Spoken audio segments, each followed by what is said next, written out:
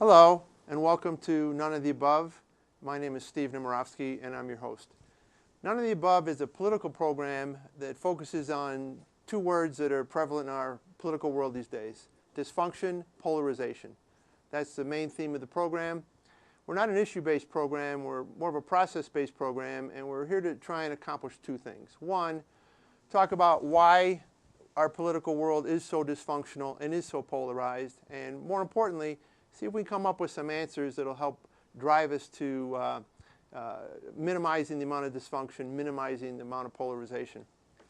One of the things I want to talk about today is the fact that we as the voters are responsible for this dysfunction and polarization because we tolerate it. And how can I say we tolerate it? Well, I can say we tolerate it because, quite frankly, we don't vote. Think of it this way. When you vote, what you're doing is deciding whether or not a politician, an elected official, is going to keep their job.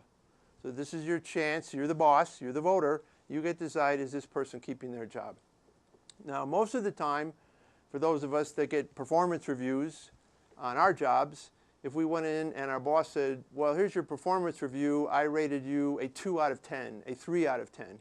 Many of us would not be keeping our jobs in that environment. In fact, most of us wouldn't be keeping our jobs if we weren't performing as an 8, a 9, whatever that would be. We certainly wouldn't be getting raises. But in the political world nowadays, most of us rate our politicians, our elected officials, as a 2, as a 3. In fact, Congress, I think, on a scale of 1 to 10, they're below 1. Yet we let them keep their jobs. And the reason we let them keep their jobs is we go to the polls and we re-elect them. One of the things I want to talk about today is the fact that not only do we re-elect them, but the impact of the fact that we don't vote. In America, right now, perhaps the biggest problem of not voting is the fact of not registering.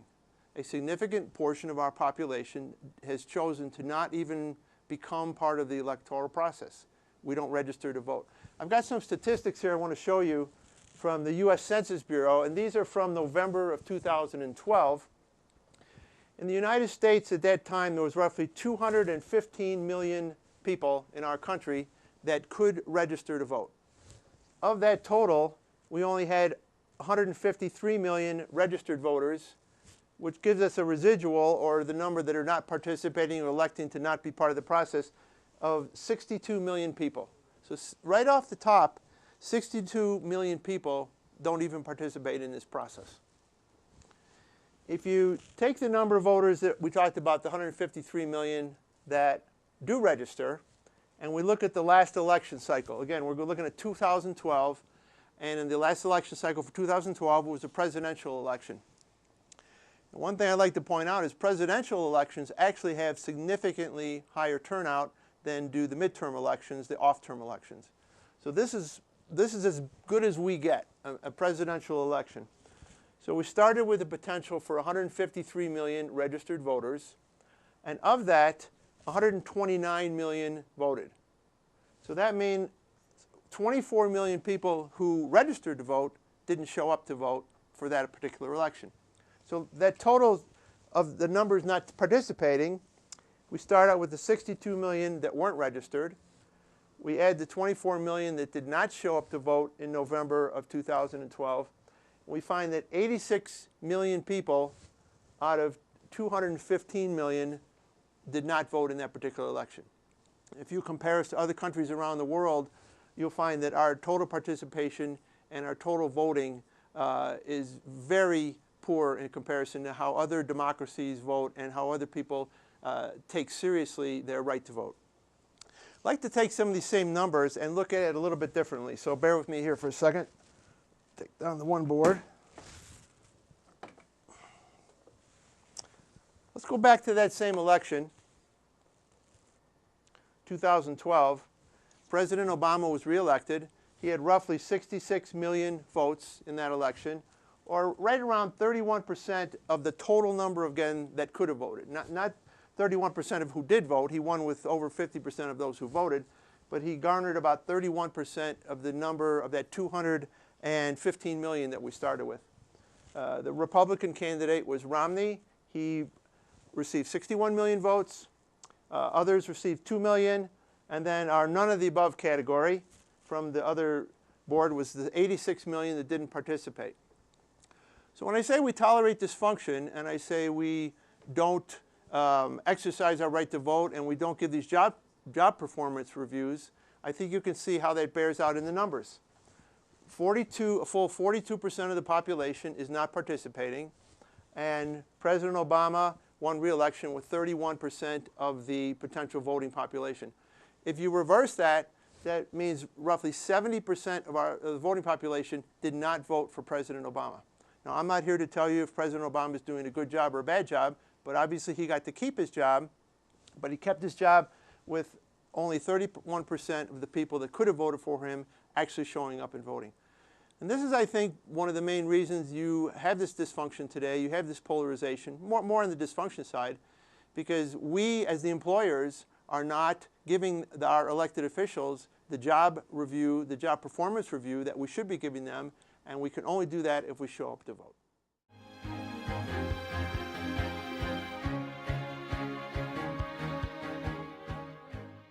One of our early themes on None of the Above has been becoming active in politics, becoming educated, finding issues that you're passionate about, and then stepping up.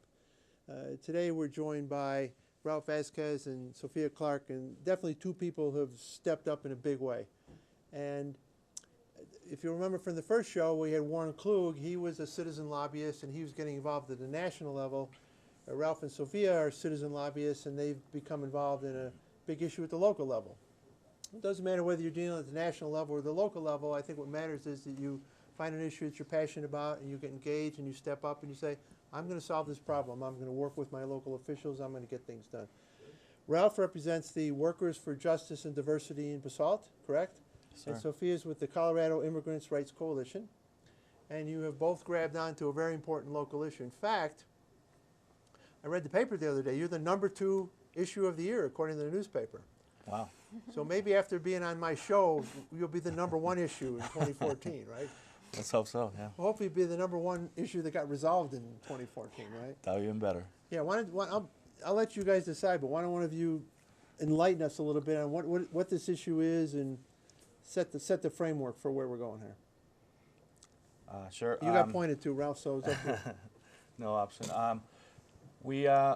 We got started out of the necessity of having a voice in town. Town of Basalt, Colorado. Town of Basalt, yes.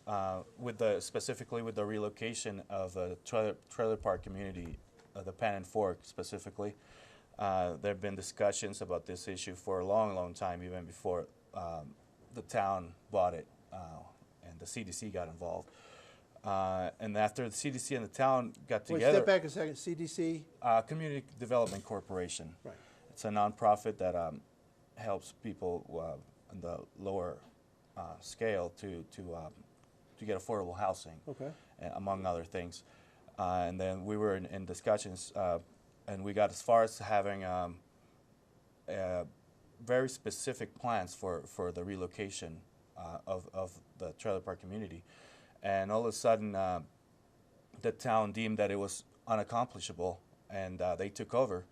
And now they suggested that we just get cash-only assistance, and that's what they offered us. And a lot of the residents took that cash assistance because they were afraid that that was their only option. However, a few of us thought that this was not what it was promised to us, so that we decided to speak out about that, and we formed the Workers for Justice and Diversity. Right, so you had a situation where in the local community there's some land where you live, this trailer park, and there was other people had a vision for this land. First of all, it's flood control area, right? Because is the Roaring Fork at that point? Yeah, the Roaring Fork.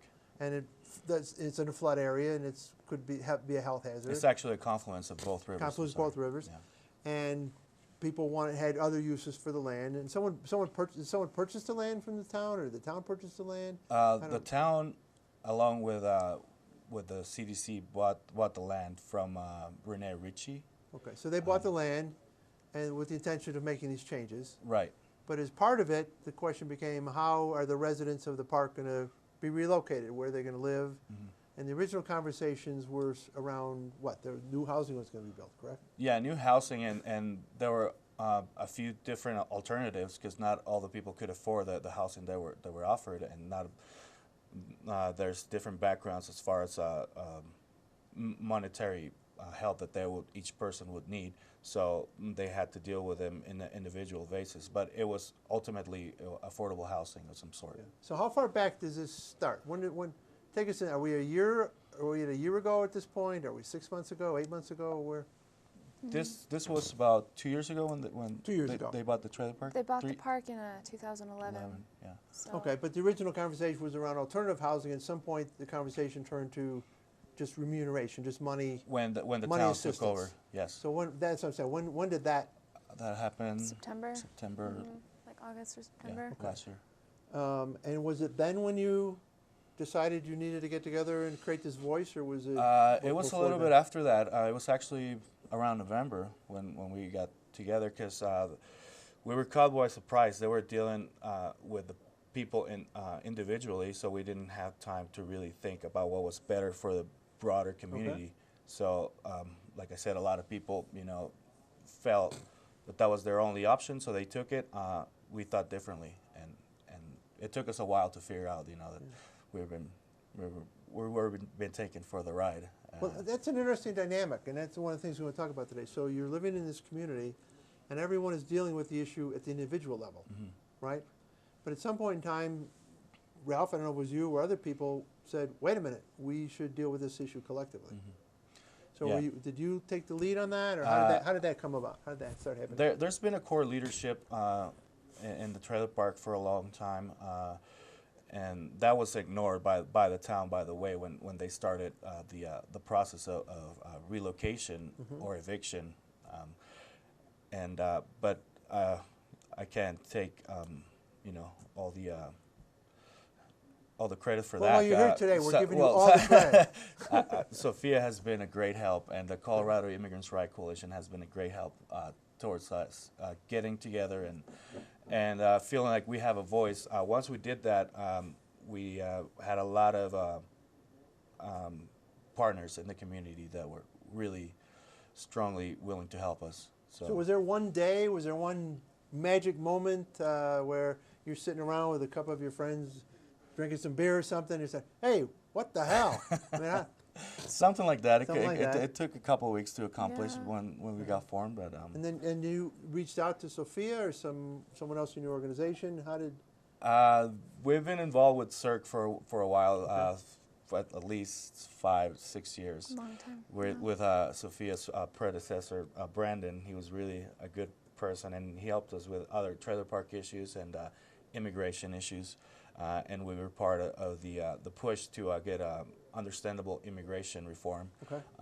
It didn't pan out as well, but we gave it a go. And I've known Sophia. She's part of the community. I used to work for her dad, and I've known Sophia since she was a little baby.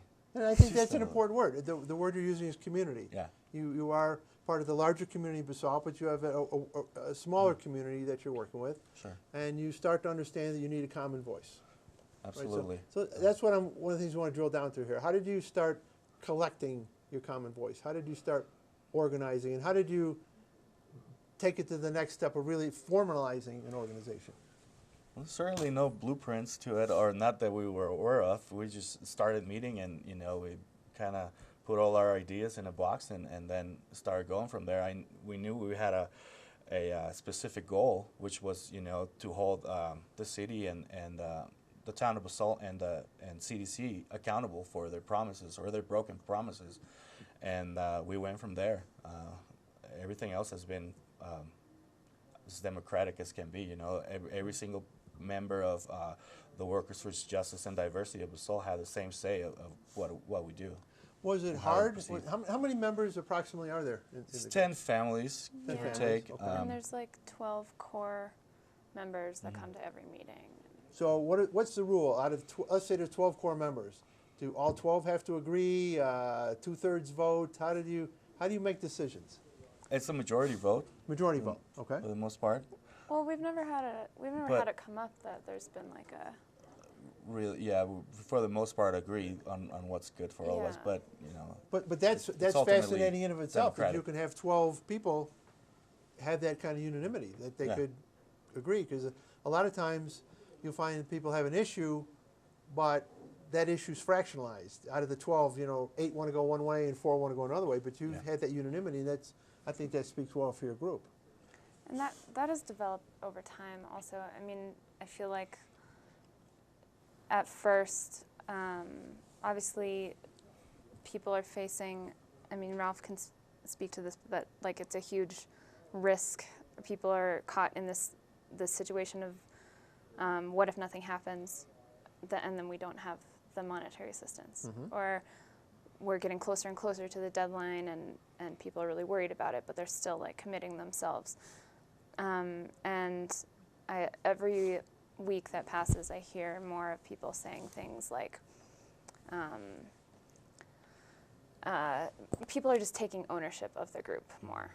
And people have been saying like, oh, I can sleep better now because we're supporting each other.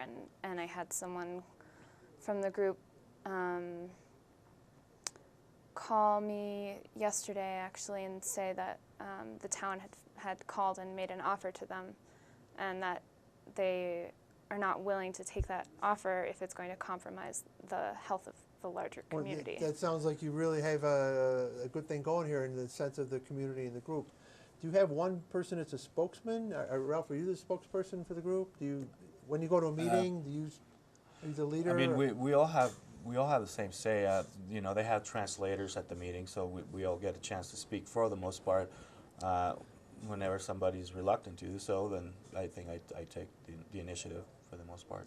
And I guess I maybe jumped a bit ahead there. So you've realized there's an issue, you've come together with these families in a group, and you've agreed on an approach of where you want to go. What do you do next? Who did you decide to contact? Who was the first person that you alerted and said, we now have formed an official group and we want to work with you? How did you go about communicating We that? took advantage of our relationship with the press. Scott Conham and the Aspen Daily, Steve Harvey.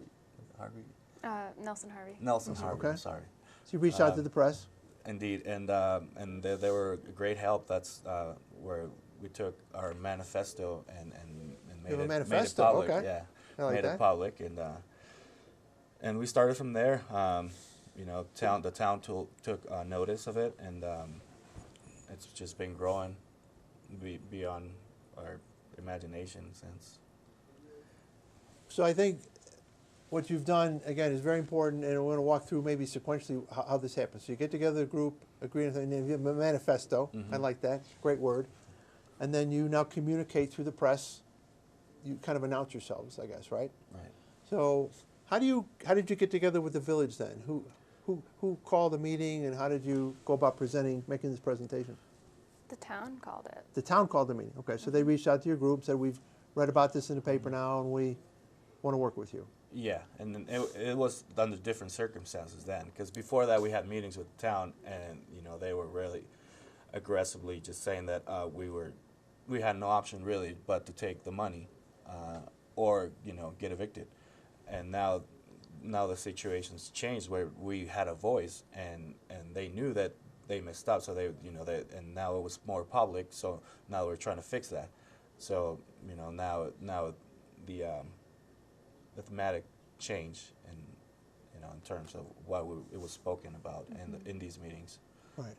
Now it became more that of how we can fix this instead of just take the money and go.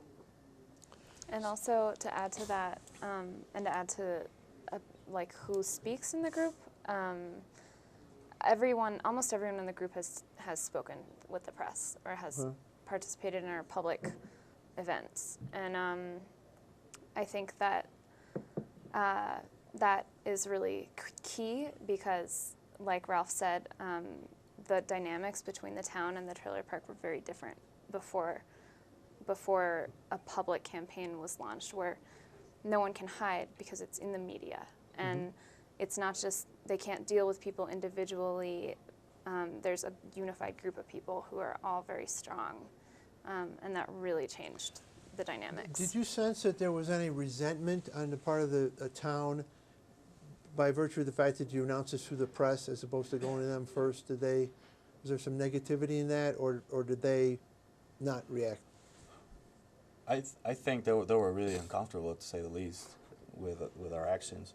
However, they were notified that a lot of us, we had a meeting before in the library, and they were notified that a lot of us were unhappy. Right. And a lot of us were wondering what happened to the promises made by the CDC and the town initially, which was to provide the residents of the Pan and Fork with 100% replacement housing. Right. And what happened to that? And they just kind of blew it off. So we felt the need to go ahead and make everybody know, at least, they'll feel a little differently, and that was the case, And now we have allies, and now it's not a isolated issue. Yeah, and let's talk about the ally part here. Because in my previous interview, obviously you haven't seen that interview, but I talked to Warren Klug about this notion of you have to create pressure. If you can't create the pressure, you can't get the result. Now, you started creating the pressure by reaching out to the press and announcing a position, hey, we're here, take us seriously kind of thing. But you've gone past that since. You've kept up the pressure, you've expanded your coalition of supporters and everything. So can you talk a little bit about how you've done that? And also, I know you've used the internet and some other sources. So tell me how you've kept this pressure up, how you've built your coalition, and how you've used some of the technology and some other things to message. Well, initially we asked for the help of our first ally meeting was with the school system. Okay. And they were really approachable, and it turns out they really wanted to help us, and they actually started a campaign of their own inside the schools, and they were they were just waiting for someone to kind of lead them in a way to help us, and then the clergy got involved, and they're really specifically one person, Marie Gassal. She's really intense about helping us and getting actually all the clergy together and to help us, which is really amazing. And I think Sophia can tell you better about how we use the internet and other. All right, Sophia, that's your cue. Jump in here now. So what have you done with the internet? Do you have a Facebook page? Do you tweet? What are you doing here? Really, we haven't used the internet so much, and that's because the people who are impacted are not as much on the internet. Okay. So it's not as accessible of a tool necessarily, but the way it did come in handy was after that ally meeting. Sending out, we have an email list, and we started doing a petition, and we had paper copies and a digital version, and so that petition was shared on Facebook, and shared by, and that really, we got 200 signatures on Facebook, so that was really helpful, and members of the group who have Facebook and all of our allies and other community groups in the area shared that petition. Well, again, I think what you're doing here is exactly a textbook. You had the issue, you formed your group, you communicated to the officials, and then you're doing two things. You're continuing to build your coalition, right? And you're continuing to keep the pressure on. Sure. So you have a unique issue here in the respect that you've got a real deadline you're facing, correct? Yes, but I don't think we at this, we shouldn't be shaken by this deadline. I think if there's nothing that palpable that we can rely on from the towns, especially since we've been lied to before, or the residents have been lied to before, then they have another issue because we're not gonna move. And that's an issue that they need to resolve. We need to resolve to have a place for each individual that lives at the trailer park before they proceed with the removal of the trailers. Now, you guys just met me today, and you know this, but one of the things I do professionally is I do a lot of lobbying. And one of the things that I believe is important in a campaign is that at some point you have to make sure that what you're asking for can actually be done. You can't ask for something that people can't deliver. So do you think you've set a framework for something that at least can be accomplished? Absolutely. It's been promised before, so obviously it can be done. Okay. And now that we requested some of the paperwork that was involved in this issue, and they've been reluctant to give it to us, and it's public property, then it shows that they might be hiding something. So, I mean, more than ever, we're proceeding with the way we've been proceeding. Yeah. Now, obviously, Yeah, I don't want you to declare your whole strategy here, but as I think down the road for you, it seems to me at some point there could be some litigation or lawyering involved here. Is that something you're having to be prepared for? Oh, Or yeah. maybe bringing a lawyer in and defend yourselves in court or seek injunctive relief or something? I assume that you have to look that far down the road, correct? Mm-hmm. Yeah. I think eventually it'll go to that. Well, let's hope not, but right. Yeah, we hope not, but we are seeking legal advice, and we're pretty confident that we're going to get the help that we deserve in this issue. I'm sorry, please, Sophie. I just want to add to your question about whether or not something's possible. Yes. I think that, this is a nice moment to bring up something. January 1st, 2014 was the 20-year anniversary of the Zapatista uprising in Chiapas, Mexico, where indigenous communities have been successfully in rebellion for 20 years and building alternative communities and saying, no, we don't have to follow the laws of the economy or progress. Like, we invented this, and another world is possible. And I think that is really inspiring and is something that we all need to think about, because we limit ourselves with,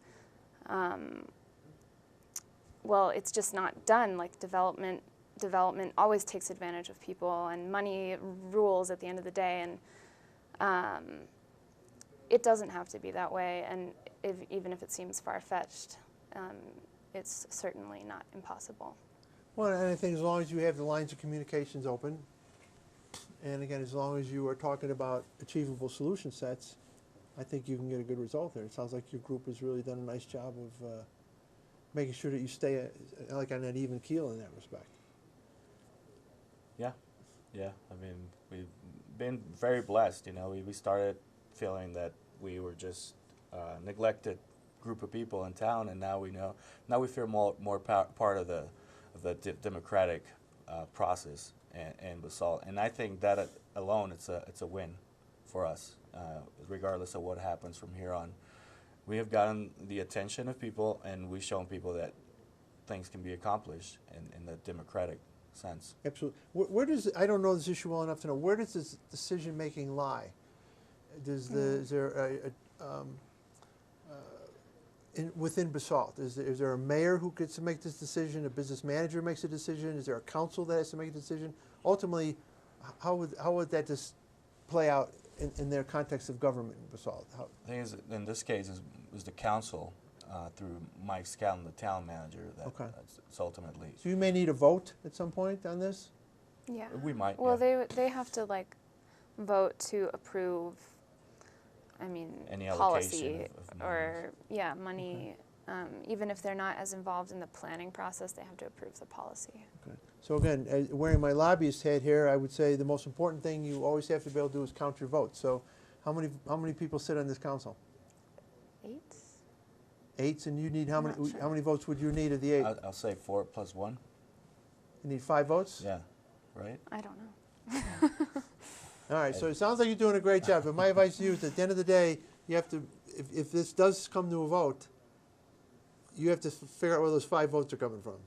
So we talked about this word pressure, and you have your petition, but at some point you'll have to zero in and say, we've got to get 5 votes, and you'll have to direct your energies to figuring out where your 5 votes are going to come from. That's my free advice. Thank you. To you guys today.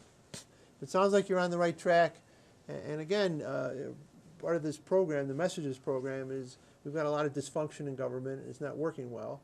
And I think your issue is an outgrowth of what you felt was a significant amount of dysfunction and miscommunication. But you've now stepped up and trying to find ways to solve the problem. And I admire what you're doing, and I congratulate you on really some great efforts here. And thank you for joining us today.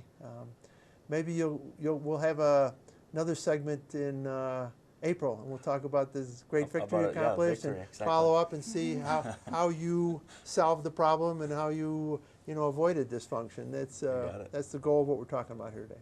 So thanks very much, guys. I We'll appreciate put that it. in an itinerary for sure. Awesome. Thanks so much. Thank you, Steve. Thanks.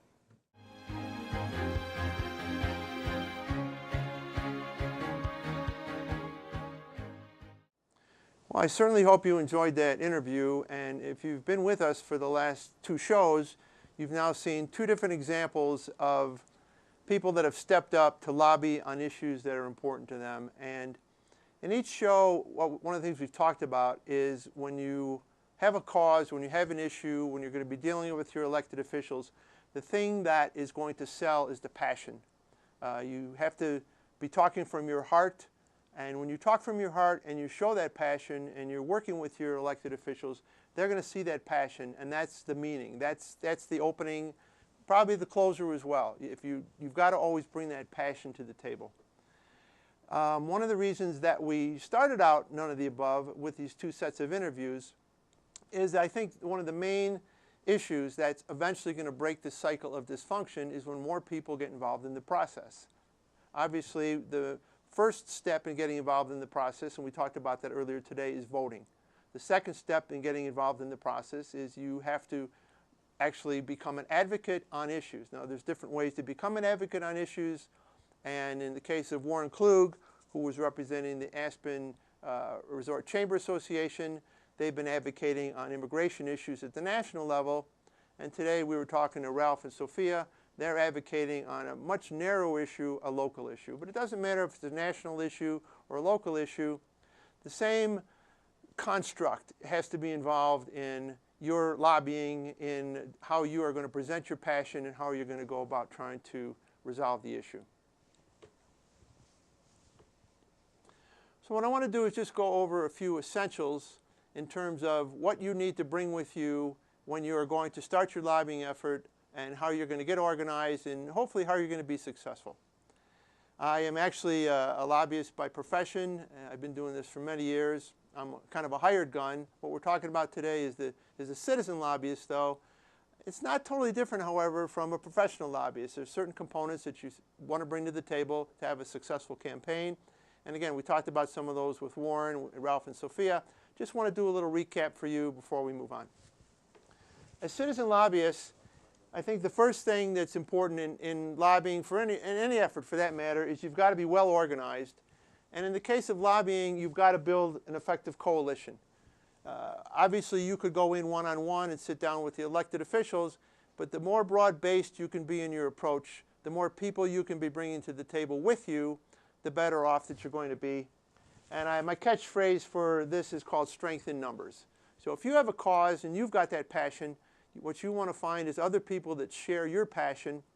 In the case of Warren Klug, he spoke about working through the local chamber, and then at the national level, they ratcheted up to the hotel association. So that's how they got their critical mass, how they got their strength in numbers. And I think you could see from today's show how Ralph and Sophia went about organizing at the local level and building their base. So be organized, form as broad base of a coalition as you can, drive your issue with strength in numbers. The second thing that is critical is access. Now, access is a simple way of saying you've got to get in front of the person that's the decision maker. You've got to force the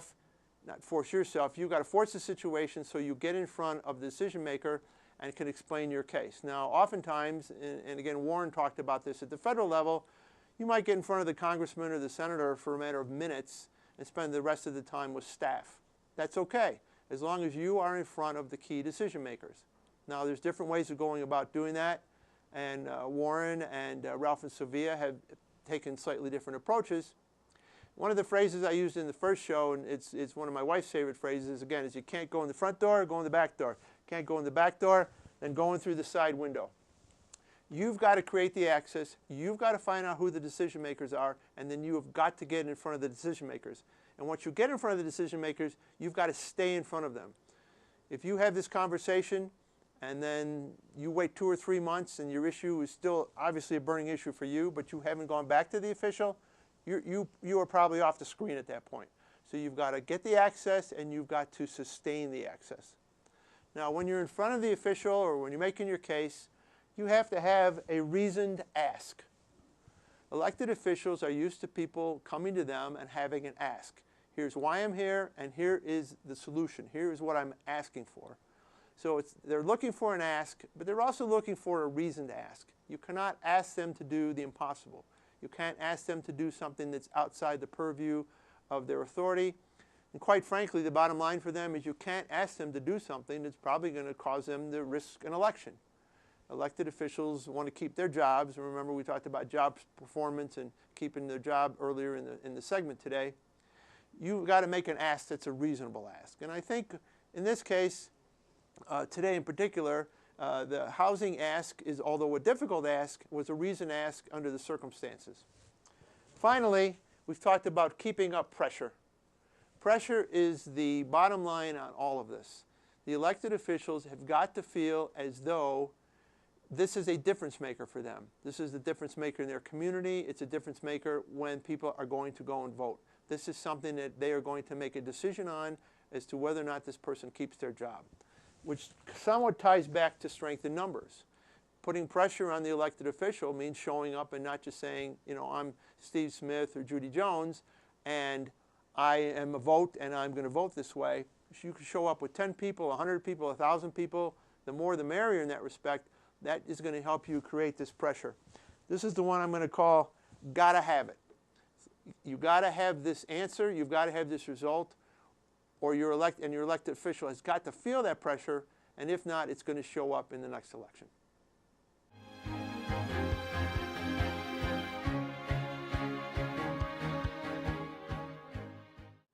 Our next guest is Karen Jagoda. Karen is the president and co-founder of the eVoter Institute, and she's also the host of a weekly radio program called Digital Politics Radio. I've actually known Karen for a while, and she had me on her program talking about third-party politics. So I guess this is a bit of turnabout is fair play. So I get to ask her tough questions today and put her on the spot like she's done to me before. Karen, how are you today? I'm good, thanks, Stephen. How are you? I'm terrific. And in preparing for the interview, I went on your site, and it said, on eVoter, it said, I'm going to quote here, the only nonpartisan organization with the express purpose of promoting the use of online tools in political and advocacy campaigns. I find that staggering that in this day and age that you are the only organization that is focused on this and dedicated to this. What do you attribute to that? Well, we started the eVoter Institute in 1999, and it was based on research we did in 1998 with the NewYorkTimes.com website. And we found that online advertising really did have an effect on the way people perceived a candidate. It could be used for persuasion, not just for a call to action. And those were the very early days of this kind of technology. So we started out as a nonpartisan organization. I have friends all across the spectrum. And our research has really focused on looking at political consultants across the spectrum as well as voters. So we tend to think of ourselves as just a little bit more inclusive, perhaps, than a lot of the other research organizations that are out there. Now, just from a historical perspective, the eVoter Institute started and then Digital Politics Radio followed, or did they both kind of come together at once? Well, after we did this research in 1998, we put on a big event in early 1999, and I had a couple hundred people show up, and everybody said, well, we should start a club. We should really start working on this together. So I had people from Microsoft and Yahoo and a whole variety of publications like the New York Times, the Washington Post. And so the eVoter Institute started back then, and we did a lot of research and events in Washington. I moved out to San Diego in 2004. And in 2007, I was asked by the San Diego Union Tribune to participate in their online radio station and to do a show. And so the show was called Digital Politics Radio. And so that's almost, it's over 6 years now. And it's kind of evolved over time, but the format has basically stayed the same. It's a podcast format where people can digest parts of the podcast or can listen to several parts of the podcast because it's an hour show that I generally talk to a few different guests during the hour. Well, I think, and we've talked before again, that the internet is the greatest invention in democracy ever. But I don't think enough people understand its implications for how to make our democracy better, how to have better informed voters. How is it that you see yourself moving this ball down the field? Well, I think what we do is recognize how important it is to use digital tools to reach out to people. And essentially, there's a lot of money spent on traditional means of both voter registration and voter suppression. So, my whole mission is to level the playing field, to help candidates of all stripes, people who are working on ballot initiatives, associations, and advocacy groups learn to use digital tools to educate, to get voters to participate in the process, to get their friends and family to vote, to contribute money and good ideas to candidates. And it's really a question of trying to get some of that money off of the traditional budgets, like the TV budgets and the robocall budgets and the direct mail budgets, and have it spent more on ways that really reach a younger demographic or an underserved demographic. Now I know the Obama campaign is, renowned for the advances that they have enjoyed in moving, their own ball down the field, whether it was the 2008 election, 2012 election. Other than their obviously great success, particularly geared towards turnout, are you seeing a lot of other campaigns starting to get in the game here and become a lot more active? We've become, my colleagues are encouraged by the progress we've seen over the last 15 years. It's certainly not been fast enough, and certainly other industries, say the travel industry or financial industry, I've seen a lot more money be spent for online advertising and online outreach. But it is going to more state and local races where candidates are realizing it takes more than just a website. They need to participate in social media. They need to buy some online ads. They need to use some techniques to build their online lists. So that is part of our mission, is to really educate and get people more involved in the online world, because it's really cost effective. And even if you're a candidate with not a very large budget, you can still be very effective online. And that's really part of the mission of the Digital Politics radio show, is to talk more about how it is being used and to illustrate through some case studies. So you have this broad spectrum of topics. How do you go about picking a topic from week to week, and how do you decide where you want to put your energies? For instance, you mentioned fundraising. Do you spend a whole week on how to do fundraising? Do you do that periodically throughout the year? How do you decide what topics are important and how to cover them? Well, it's a combination of things. I read a number of newspapers every day. I read a number of business magazines every week. I read a lot online, and sort of getting all these bulletins throughout the day of what's important. So I try to keep my finger on the pulse of what people are talking about and what is kind of in the air in terms of political campaigns or the actions that people are thinking about taking. And of course, I listen to a lot of cable. I watch all across the spectrum again, Bill Riley to Rachel Maddow. And the whole idea is to try to be timely, but also a lot of times people come to me and say, I really want to be on the show. I heard somebody talking about XYZ last week, and I really think I can add to the conversation. And when can I get on the schedule? So I try to kind of mix it up a little bit. And I try not to plan too far ahead, because if there is a disaster or if there's some big announcement, I try to be relevant. So if I plan out too far, sometimes I might not have time on the schedule for somebody who's really got something important to say this week. But I like the shows to also have a somewhat of an evergreen functionality. So if we're talking about fundraising in 2013, someone could listen to the show in 2014 and perhaps pick up some tips and understand a little bit more about online fundraising techniques. So let's talk about something like that for a second. I'm someone who wants thinking of running for office. How do I access the eVoter Institute or Digital Politics Radio? How do I get into your archives, and how do I get educated on some of these topics? Well, you can go to digitalpoliticsradio.com, and that would give you the weekly shows and an opportunity to see what we've done in the past. And also the evoterinstitute.com site is where I have links to a lot of the research we've done, and also I post links to the webcasts on that page as well, kind of a summary page. And it's also got a listing of a lot of the sponsors and supporters of eVoter Institute. So it's another resource that people can take advantage of.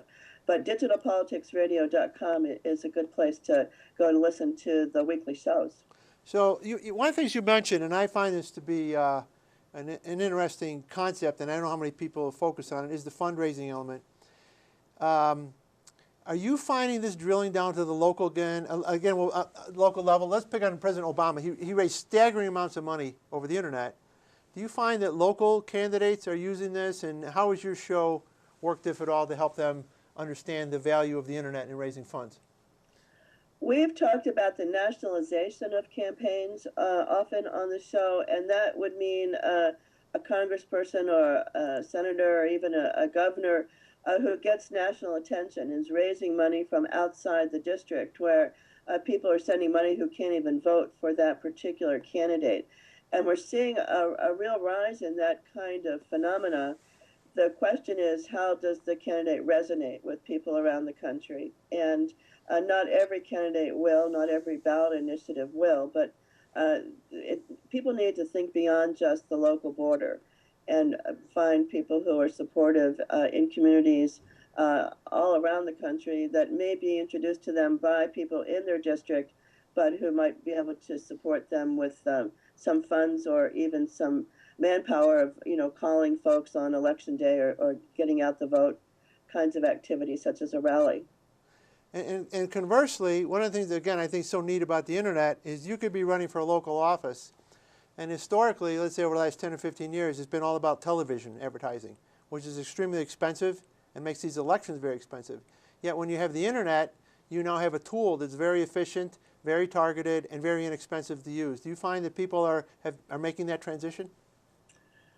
That's one of our missions, and oftentimes on the show, I'll talk to traditional media people about how they can justify all that money being spent on TV ads, and it's becoming increasingly difficult for them to argue that money shouldn't be spent for online ads and for online video ads in particular. So we're trying to level the playing field, and we're trying to help people understand just how powerful online ads can be. And it takes both education and sort of convincing to use some new medium. It's like I said, I've been doing this for 15 years, but for a lot of people, that's still sort of new and untried. So and again, your site that really does work. I'm sorry for interrupting. Your site is nonpartisan. You don't take sides on issues or take sides on elections. You're trying to be an unbiased professional site where people can obtain information.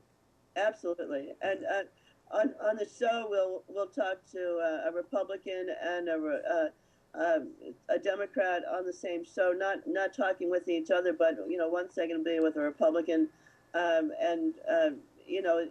I'm very nonpartisan. I think if you listen to the show, you'll have a hard time figuring out what kinds of candidates I might support. But I do definitely come out as an evangelical person for the use of the internet for campaigns and advocacy. So part of my promise to you, Karen, because I've worked with you for a while, is to let you make your pitch here in closing. So tell all our viewers why your site is great, how to get to your site, and how to make the most out of it. All right. Well, digitalpoliticsradio.com. Go there to listen to the weekly show, and you can sign up for the RSS feed from that site. You can also go to evoterinstitute.com and sign up to get on the mailing list there, and also listen to the podcast from that location.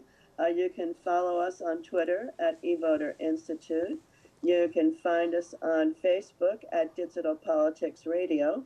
And I also have another show, empoweredpatientradio.com, if you're interested in the convergence of technology and medical and health information. So I'm all about disruptive technology, and if you follow me on either of those sites, Facebook or Twitter, I often set links to things that are really catching my attention when it comes to this convergence of technology and politics. Yeah, and I think that's the key. It is the convergence of technology and politics, and we want to keep educating our viewers on how to get there and how to make the great use of this tool. So thanks for your time today. We'll look forward to working with you in the future. Thanks, David. Appreciate the opportunity.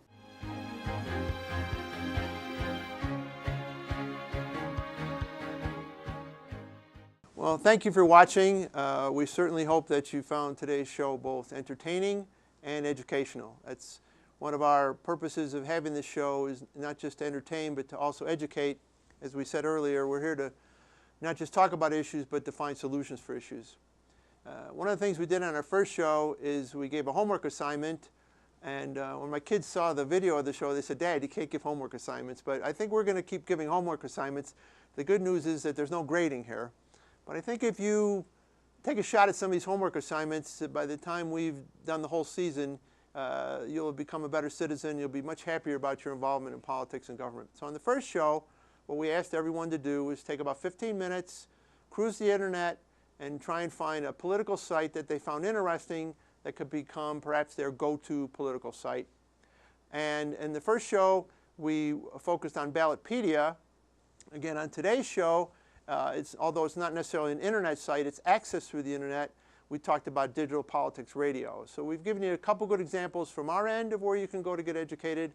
And we hope that you will do some of your own surfing and figure out what you think is interesting. In fact, if you'd be kind enough and you find sites that you like, contact us. Our email is info@noneoftheabove.us, info@noneoftheabove.us.